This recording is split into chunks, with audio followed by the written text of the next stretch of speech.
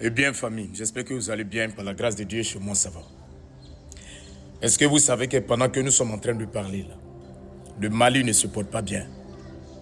Le Mali ne se porte pas bien. On va relever quelques points les plus importants. On suit ensemble la vidéo, on la partage et puis on s'abonne massivement. Déjà, parlons des affrontements au nord. Est-ce que vous savez que pendant que nous sommes en train de parler là, Kidal est entre les mains du JNIM et du FLA. Est-ce que vous réalisez ce que ça représente?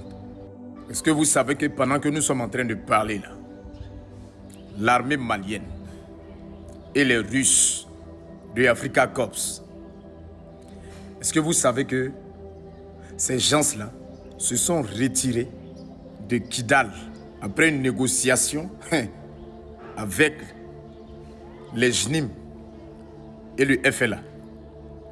Est-ce que vous comprenez un peu la situation? Est-ce que vous voyez un peu la gravité de la situation dans laquelle nous sommes? C'est-à-dire que pendant que nous sommes en train de parler, il y a plusieurs régions dans le nord, c'est-à-dire qui est contrôlée par le JNIM. Ça veut dire que l'armée malienne a perdu ces zones-là. Est-ce que vous réalisez un peu ce que ça représente? Monsieur Assimi Goïta, on voit le JNIM qui diffuse des vidéos des soldats maliens désarmés et qui sont faits prisonniers.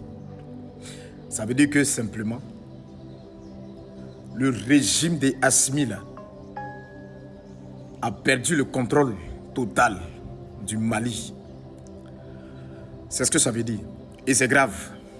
Est-ce que vous savez que l'État islamique du Sahel a lancé des attaques de reconnaissance à Ménaka? Actuellement, la ville de Ménaka est sous contrôle du JNIM.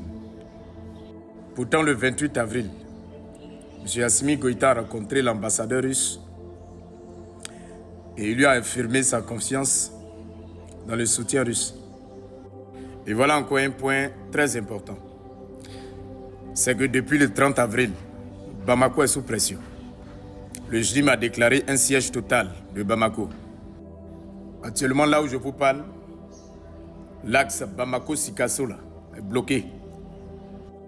Actuellement, le Mali a suspendu ses vols vers le nord et vers le centre du Mali. Je vous explique tout ça pour que vous réalisez ce qui se passe actuellement au Mali. C'est grave. La question qu'on se pose là, Assimi Goïta là, il a pris la tête du Mali là. Il est où actuellement? Qu'est-ce qu'il fait? Quelle action il mène pour que le Mali sorte de tout ça là? Actuellement, pendant que nous sommes en train de parler là, est-ce que vous savez que ce jeudi là, les funérailles nationales de Sadio Camara?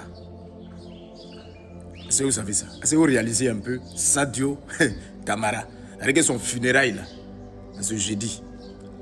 Et chose encore plus grave, le porte-parole du FLA annonce depuis Paris vouloir prendre Gao, Tombouctou et Ménéka. Et il dit clairement que ce régime-là tombera. On est dans quoi même? Et actuellement, Bamako, vous savez que Bamako est sous couvre-feu nocturne. Oui, un couvre-feu là-bas. Actuellement, la France, les Pays-Bas, les États-Unis, le Royaume-Uni, le Canada demandent à leurs ressortissants de quitter le Mali par des vols commerciaux encore disponibles. Maintenant, il y a une question centrale que nous tous on se pose. C'est actuellement là, dans tout ça là, où est l'AES? Tout ce qu'Ibrahim Traoré trouve à dire, président de l'AES, c'est soutien inconditionnel. Pourtant, il avait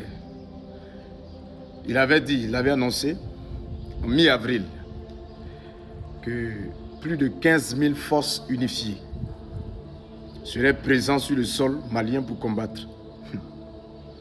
Mais actuellement, là où on vous parle, on ne voit aucun soldat burkinabé sur le sol malien, aucun soldat nigérien sur le sol malien. C'est grave. Après 13 ans de conflit et 4 coups d'État. 3 partenaires militaires successifs. La France, l'ONU, aujourd'hui c'est la Russie.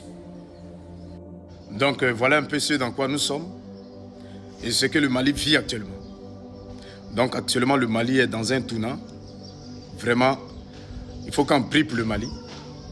En tout cas, jusqu'à ce que la situation se rétablisse. On est ensemble, toujours.